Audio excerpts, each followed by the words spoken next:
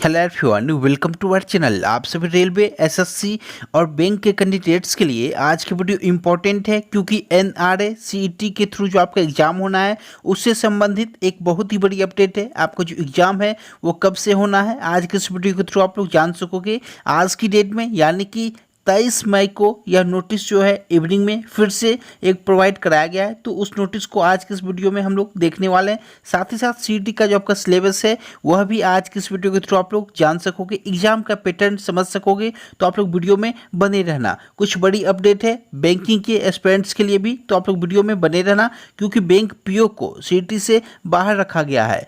साथ ही साथ limited attempts जो है उसकी बात कही जा रही है। तो हम लोग आज के इस वीडियो के थ्रू उस नोटिस को देखेंगे और जानेंगे कि आपका जो सीईटी का एग्जाम होना है वह किस रूप में होना है। फिर चलिए आज की वीडियो की शुरुआत करते हैं। आप लोगों से रिक्वेस्ट है, यदि आपको वीडियो पसंद आए तो वीडियो को लाइक करके चैनल को सब्सक्राइब करके बेल आइकन को प्रेस कर देना। जैसा कि मैंने आपसे कल ही प्रॉमिस किया था कि जैसे ही ऑफिशियली कुछ दिखे नोटिस या फिर सिलेबस की कोई बात हो तो मैं आपको सबसे तेज अपडेट दूंगा। तो मैं आ चुका हूँ अपडेट के साथ।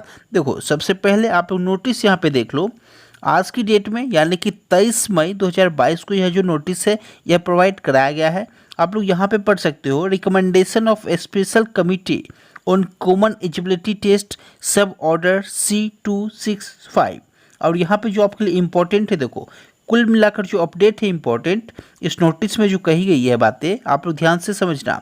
आपका जो एग्ज़ाम डेट है वो अक्टूबर से लेकर दिसंबर के बीच हो जाना है, यानी कि अक्टूबर 2022 से लेकर दिसंबर 2022 के बीच आपका जो एग्ज़ाम है वो कंडक्ट करा लिया जाएगा। अब इसके अंदर क्या क्या है आप लोग जानते हो, कौन कौन से हैं? तो बैंक हैं, एसएससी हैं और रेलवे हैं। लेकिन आगे आप लोग जानोगे, पहले मैं आपको कुछ इंपॉर्टेंट अपडेट यहाँ से दे दूँ। देखो, इसमें कहा गया है कि आपका जो टीयर 2 का, देखो as published earlier the examination will be a single tier examination to be eligible for tier 2 और mains examination of concern recruitment body. यानी कि यह जो एग्जाम होगा यह केवल आपके CBT 2 एग्जाम में अपियर होने का एक रास्ता होगा, एक माध्यम होगा, यह कहा गया है।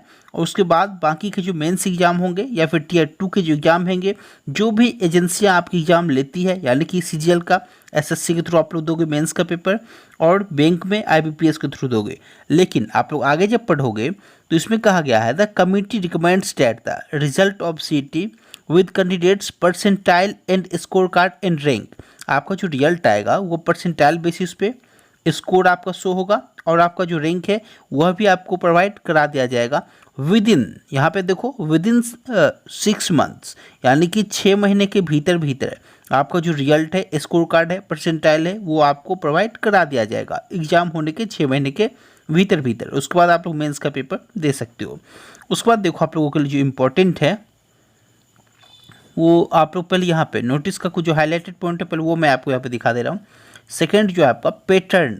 अब पैटर्न क्या है? तो पैटर्न में जो बात कही गई है, आपका जो एग्जाम होगा वो पार्ट ए और पार्ट बी के थ्रू होगा। अब यहाँ पे देखो पार्ट ए यानी कि इसका सिलेबस क्या है पार्ट ए का, तो आप लोग यहाँ पे पढ़ोगे, आपसे कहा जा रहा है as 3 recruitment bodies will B.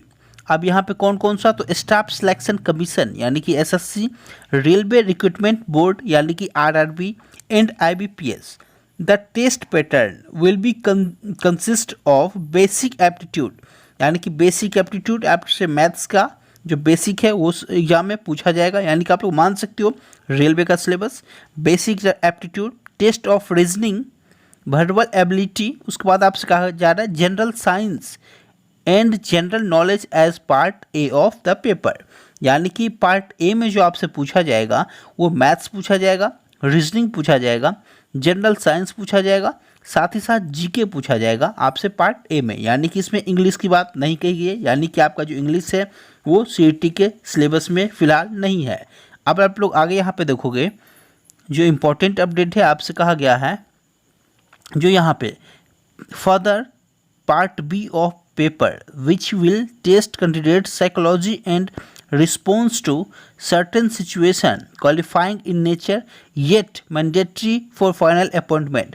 और साथ ही साथ पार्ट बी का एक एग्जाम होगा जिसमें आप लोग केवल अपियर होगे और वहाँ पे पास माने जाओगे। कुछ भी उसका जो एक लिमिट होगा आपका बेसिक, आपको उसे क्लियर करना होगा। यदि आप लोग उसे क्लियर करते हो तो आप लोग आगे के लिए क्वालिफाई माने जाओगे। आपको उसमें पास होना जरूरी है, यह इसमें कहा गया है। केवल वो क्वालिफाइंग नेचर का होगा, यानी कि उसका जो मार्क्स है वो ऐड नहीं होना है आपके स्कोर कार्ड में। जो भी मार्क्स ऐड होंगे वो केवल पार्ट ए के होंगे। और अभी आप लोगों ने देखा पार्ट ए का जो सिलेबस है वो क्या है, तो आप लोग कहोगे मैथमेटिक्स है, रीजनिंग है, जीके यानी कि जनरल नॉलेज है, साथ ही साथ जनरल साइंस है। तो ये सिलेबस है, इंग्लिश नहीं है। और नेक्स्ट जो आपसे कहा गया है लिमिटेड नंबर ऑफ अटेम्प्ट्स, यानी कि आपका जो अटेम्प्ट्स होगा वो लिमिटेड होगा। हो सकता है एक कैंडिडेट्स को जो मौका मिले, अपॉर्चुनिटी मिले, वो 4 अटेम्प्ट का या फिर 5 अटेम्प्ट का ये लोग दें। उसके बाद देखो आप लोग result with in 6 month of exam, यहाँ पे कहा गया है, मैं आपसे ऑलरेडी यहाँ पे शेयर कर चुका हूँ। आपका जो रिजल्ट है वो 6 महीने के भीतर भीतर आपको प्रोवाइड करा दिया जाएगा, स्कोर कार्ड, परसेंटाइल और रैंक के बेसिस पे।